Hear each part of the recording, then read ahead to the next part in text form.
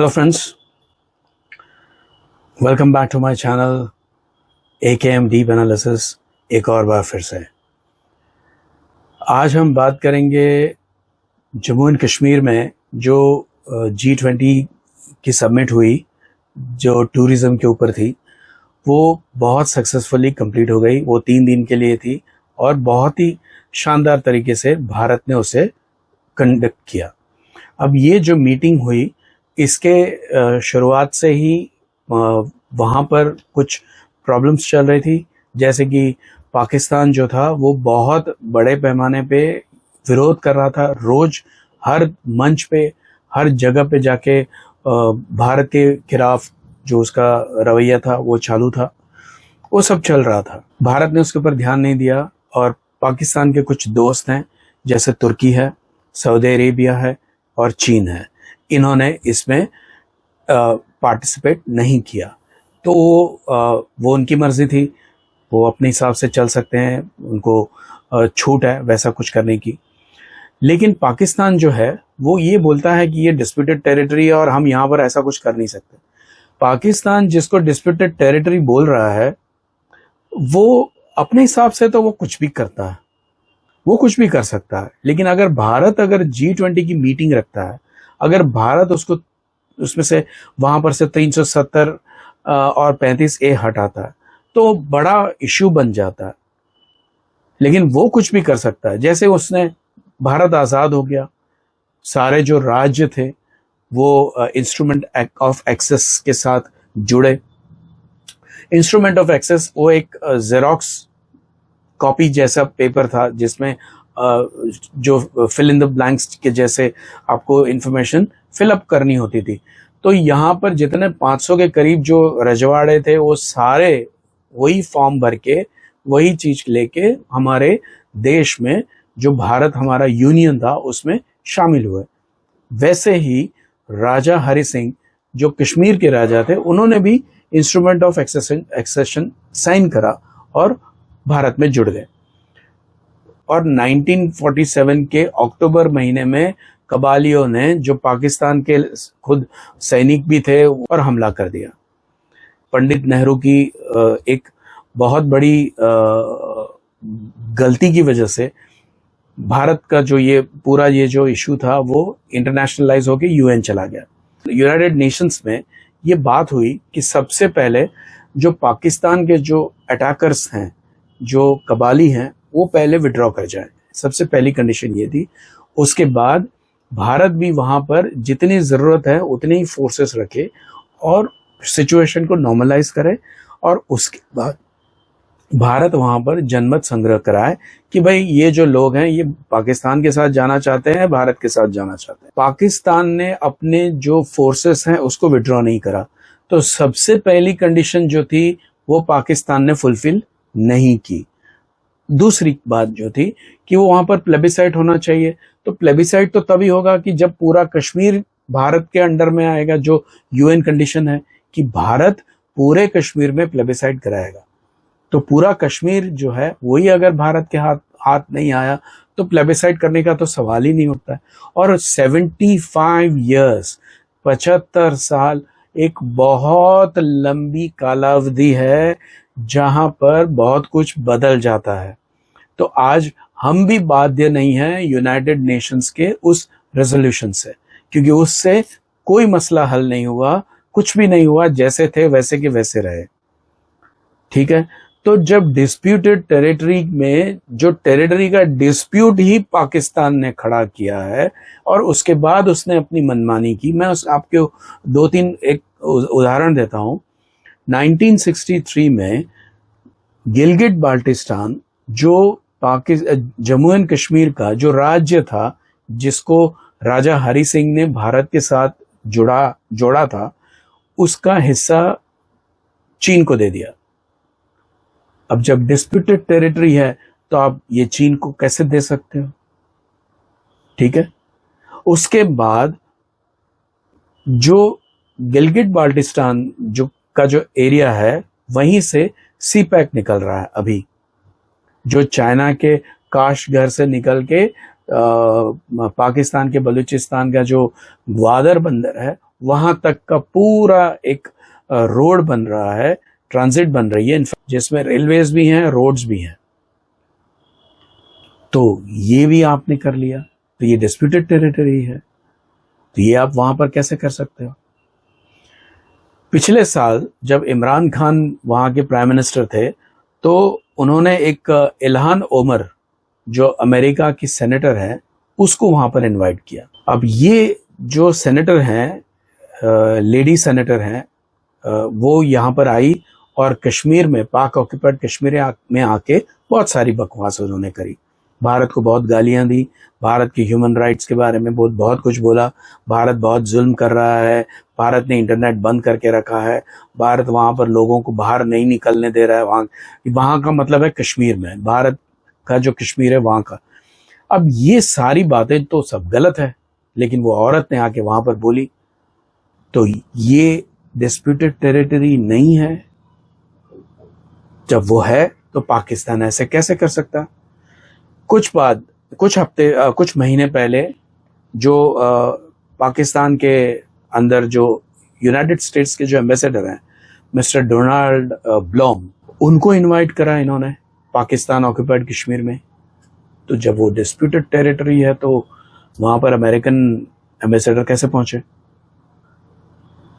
पाकिस्तान का ये हमेशा से रोना रहा है कि आप सब जो कुछ करो वो गलत, वो सब सही। अब इसकी आदत, तो 61 साल से हम पाकिस्तान के छोटे भाई बन के बैठे हुए थे, अब इनको आदत हो गई है उसकी।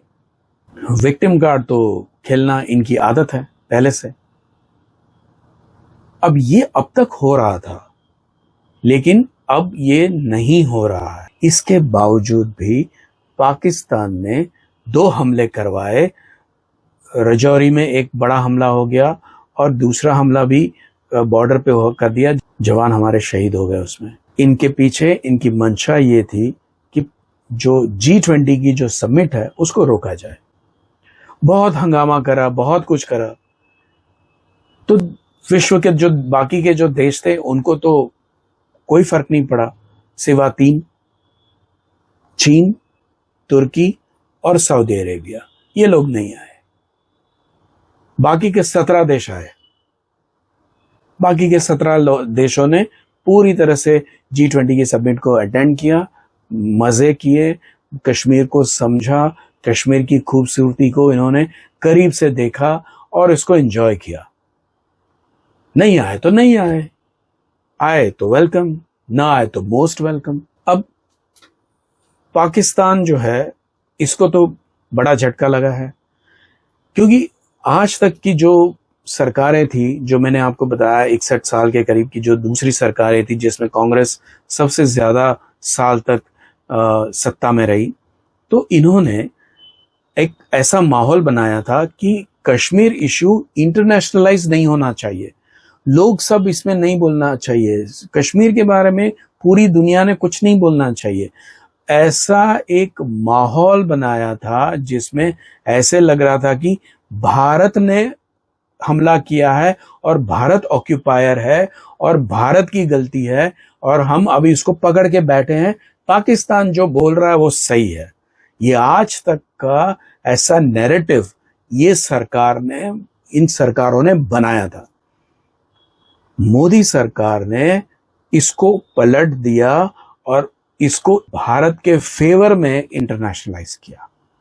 जो अभी तक की सरकारें डर रही थी, मत करो, ऐसा मत करो, इंटरनेशनलाइज हो जाएगा, मोदी सरकार ने उल्टा किया।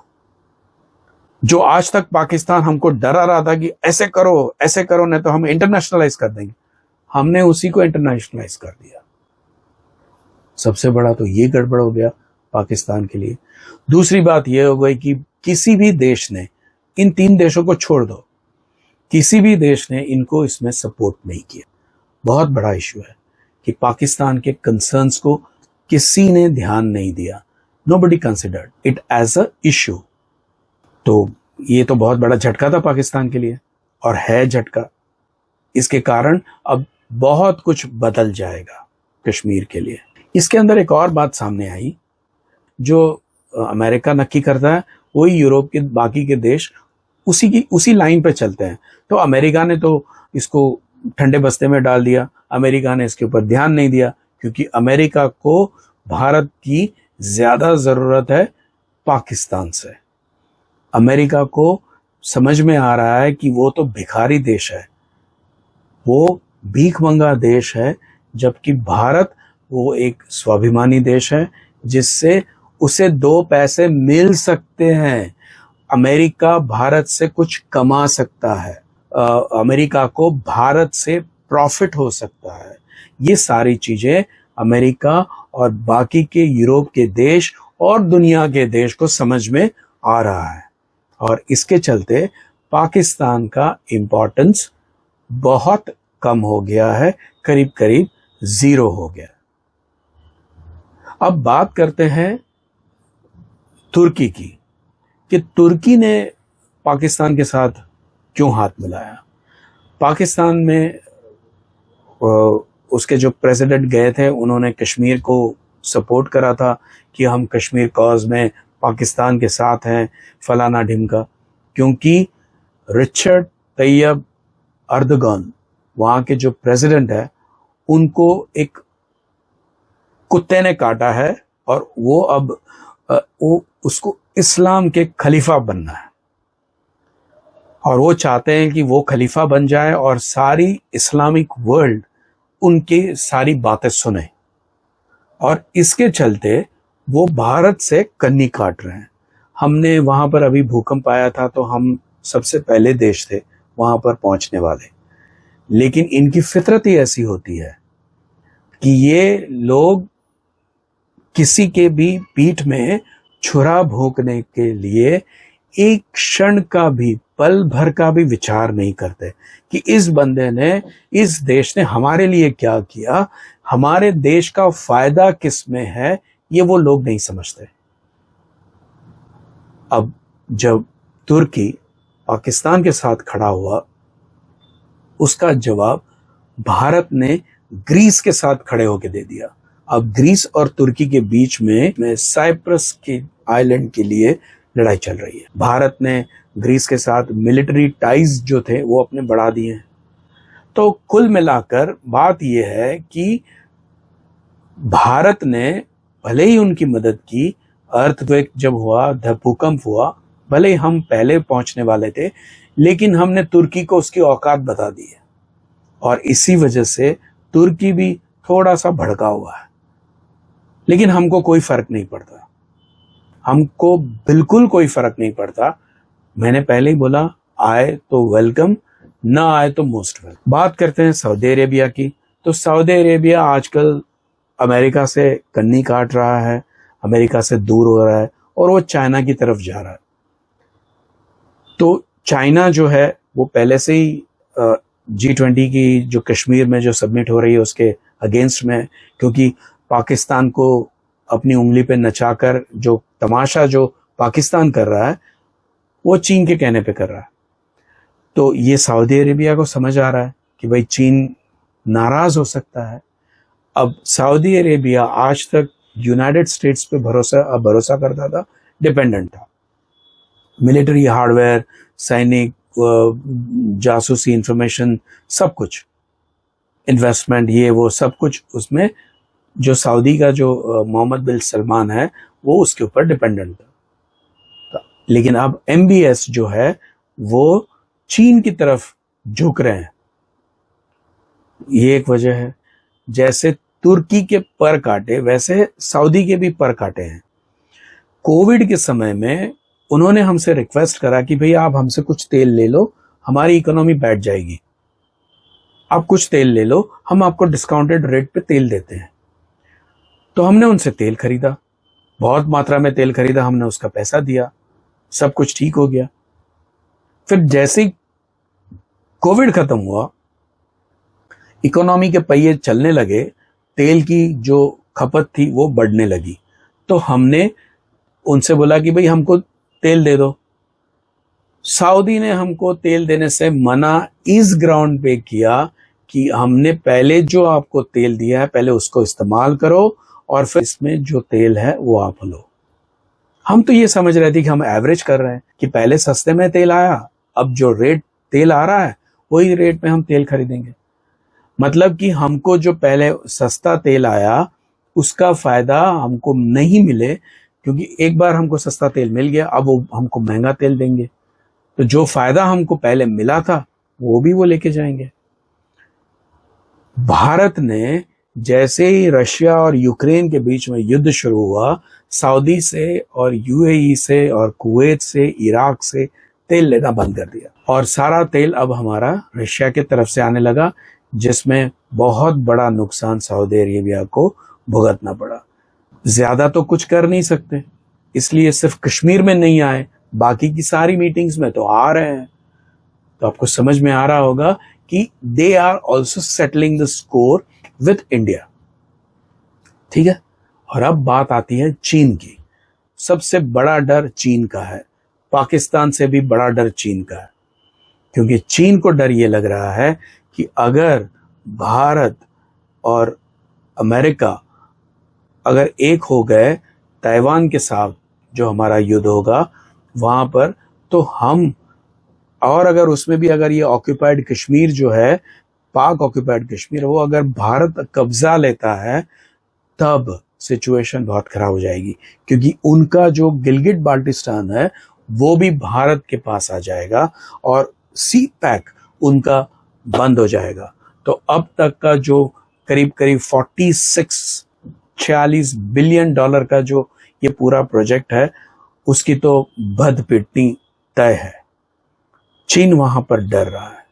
दूसरा, वो चाहता है कि एक बार अगर इस तरह से हो गया तो भारत जो है वो सेंट्रल एशिया तक पहुंच जाएगा। अगर पाकिस्तान ऑक्यूपाइड कश्मीर भारत के पास आता है तो भारत सीधे सीधे अफगानिस्तान से जुड़ जाएगा, और अफगानिस्तान से लेके वो सेंट्रल एशिया तक जाएगा, सेंट्रल एशिया से वो यूरोप तक पहुंचेगा, रोड बाय रोड पहुंचेगा।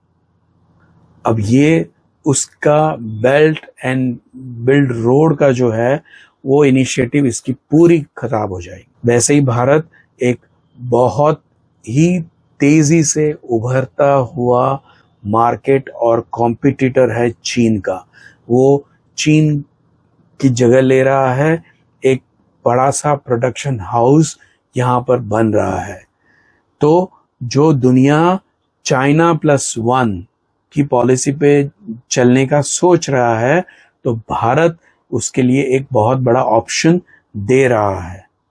तो ये चीन का डर है। अब ये जो मीटिंग हो गई, अब उसकी वजह से जो लोकल कश्मीरी है वो तो बल्ले बल्ले बड़े खुश हैं, उनके तो मजे हो गए। उनको उनकी एडवर्टाइजमेंट हो गई पूरी दुनिया में, पूरी दुनिया का ध्यान उनके ऊपर गया, पूरी दुनिया को ये पता चला कि कश्मीर कितना खूबसूरत। कश्मीर को ऐसे कहा जाता है कि it is better than Sweden and Switzerland, उनसे भी ये काफी खूबसूरत है, और ये असल में दुनिया का स्वर्ग है। अब वहां पर टूरिज्म तो बहुत बढ़ेगा। इसके साथ साथ जो भारत सरकार है, जो आर्टिकल 370 और 35A के एब्रोगेशन के बाद जो वहां पर डेवलपमेंट वहां पर हो रही है, जो इंफ्रास्ट्रक्चर जितनी तेजी से बढ़ रहा है, और जो ओवरऑल डेवलपमेंट वहां पर हो रही है, जो इन्वेस्टमेंट वहां पर जा रहा है, भारत सरकार भी कर रही है और बाहर से भी आ रहा है, जिसमें यूएई से बहुत बड़ा इन्वेस्टमेंट आया है। तो ये सब हो रहा है, जिसके कारण वहां के लोग बड़े खुश हैं। इसके साथ साथ उनको गुस्सा भी आ रहा है इस बात का कि पाकिस्तान ने उनके भोलेपन का और उनकी गरीबी का फायदा भी उठाया और मजाक भी बनाया। उनको पैसे देके, पत्थर हाथ में देके उनको अपने देश की सेना के ऊपर फिकवाया। अब ये बात इनको बहुत खटकती है। अभी भी कुछ जयचंद है वहां पर, और वो तो हमेशा रहेंगे। वो कोई भी काल हो, जयचंद तो रहते ही हैं। वो पुरातन काल हो या आने वाले जो एकदम मॉडर्न वर्ल्ड का जो एकदम एडवांस्ड वर्ल्ड होगा, उसमें भी जयचंद तो मिलेंगे, जिसको हम आज की भाषा में गद्दार बोलते हैं। तो वैसे है वहां पर कुछ स्लीपर सेल्स हैं, लेकिन मोटे मोटे तौर पर वहां की जो जनता है उसको अब समझ आ रहा है कि उनका इंटरेस्ट भारत के साथ रहने में है, ना तो आज़ादी में है, ना तो पाकिस्तान के साथ। अब ये जो बात है, इसका जो इफेक्ट है वो बॉर्डर के उस पार जाना शुरू हो गया है। वहाँ के लोग अब चाहते हैं कि उनका भी इसी तरह से डेवलपमेंट हो जैसे भारत के कश्मीर का हो रहा है। इसके कारण वहाँ के जो लोग हैं वो वहाँ की पाकिस्तान की सरकार से बड़े नाराज हैं, क्योंकि वहाँ पर तो खाने के लाले पड़े हुए हैं मेरे दोस्त। वहाँ पर तो लोग लाइन में मर रहे हैं आटे के लिए। आटा और बाकी सारी जो बेसिक जिसको हम खाने की चीजें बोलते हैं उसके भी लाले पड़े हुए हैं वहाँ पर। तो ये तो बड़ा खराब हालत है वहाँ पर। और इसमें भारत जो है, भारत का जो कश्मीर है, वो एक मिसाल के तौर पर भारत ने खड़ा कर दिया है कि भाई देखो, ये है हमारा कश्मीर। और आपका क्या है हालत? आपके आजाद कश्मीर का आपने क्या हाल बना के रखा है? आपको ये वाला कश्मीर, भारत वाला कश्मीर चाहिए। क्यों? क्यों आपको भी उसे वैसे ही बनाना है जो आपका आज का आजाद कश्मीर है। तो वहां पर ये हाल है कि लोग काफी एंजॉय कर रहे हैं, काफी खुश हैं। और पाकिस्तान ऑक्युपाइड कश्मीर के लोग का दिल जल रहा है। वो सोच रहे हैं कि कब भारत आता है और हमको अपने कश्मीर के साथ जोड़ देता है। आने वाले वक्त में ये हो सकता है, ये संभावना है। आज की जो हमारी सरकार है उसकी बात करें तो ये लोग डिप्लोमेसी में ज्यादा बिलीव करते हैं, मिलिट्री में कम करते हैं। जब इनको लगता है कि डिप्लोमेसी नहीं चल रही है, डिप्लोमेसी खत्म, सारे options are used up, then only they look at the military solution. Military solution इसका हल है। Without military इसका हल नहीं होने वाला है। एक सिनारियो हम लेते हैं, ये होगा अगर चीन ने अगर ताइवान के ऊपर हमला कर दिया तो इसकी सिचुएशन, इसके आसार बढ़ जाएंगे कि कश्मीर जो पाक ऑक्युपाइड कश्मीर है वो भारत में मिल जाए। समझते हैं कैसे? ताइवान के ऊपर हमला होते ही अमेरिका ताइवान की मदद में आ जाएगा और वो चाहेगा कि भारत ऐसा कुछ करे ताकि चीन का जो साउथ वेस्टर्न बॉर्डर है, जहां पर भारत लगता है, अरुणाचल प्रदेश लगता है, लद्दाख लगता है और थोड़ा कश्मीर लगता है, वहां की बॉर्डर एक्टिव हो जाए। तो ऐसे मामले में भारत भी अपनी शर्त रखेगा कि भाई हम पहले तो हम कश्मीर लेंगे। इंटरनेशनल डिप्लोमेसी में कोई हमेशा गिवर नहीं होता है या कोई हमेशा टेकर नहीं होता है, सिवा पाकिस्तान के। वो तो भिखारी है और वो सिर्फ लेना ही जानता है, उसके पास कुछ है ही नहीं देने के लिए। तो पाकिस्तान को छोड़ के अगर हम कोई दो देश की बात करते हैं तो ये गिव एंड टेक पे बात चलती है। तो ऐसे मामले में भारत जो है वो कश्मीर की जो बॉर्डर है वो एक्टिवेट करके उसके पर कब्जा कर सकता है। वहां पर चीन फंसा हुआ है और पाकिस्तान का तो कोई क्लास नहीं है भारत के खिलाफ लड़ने का। भले ही उसके पास न्यूक्लियर बम हो, लेकिन वो भी जानता है, क्योंकि भारत ने ये कहा है कि हम पहले इस्तेमाल नहीं करेंगे, लेकिन दूसरा जो इस्तेमाल होगा वो कितना होगा वो भारत ने कभी नहीं बताया। तो इस युद्ध में जब अमेरिका चाहेगा कि भारत उसकी मदद करे तो भारत उस वक्त शर्त रखेगा कश्मीर की, लेंगे हम, हमला हम करेंगे, बढ़ेंगे आगे हम अपने बलबूते पे, लेकिन हम चाहेंगे कि दुनिया कहीं और देखे। याद रखिए दोस्तों, ऐसे मौके पे रशिया भी न्यूट्रल हो जाएगा। रशिया भी बोलेगा हमको कुछ नहीं मालूम, ना भारत भी हमारा दोस्त है, चीन भी हमारा दोस्त है, और वैसे भी वो हमला पाकिस्तान पे है। लेकिन पाकिस्तान का गिलगित बाल्टिस्तान, जहां पर कुछ बड़े मिलिट्री इंस्टॉलेशंस हैं चीन के, वो भारत का कर सकता। भारत के ऊपर अमेरिका ऐसा विश्वास क्यों करेगा? तो मैंने पहले बोला कि अमेरिका भी ऐसे किसी देश का साथ चाहता है जो उसके लिए लड़े, जैसे यूक्रेन रशिया के साथ लड़ रहा है।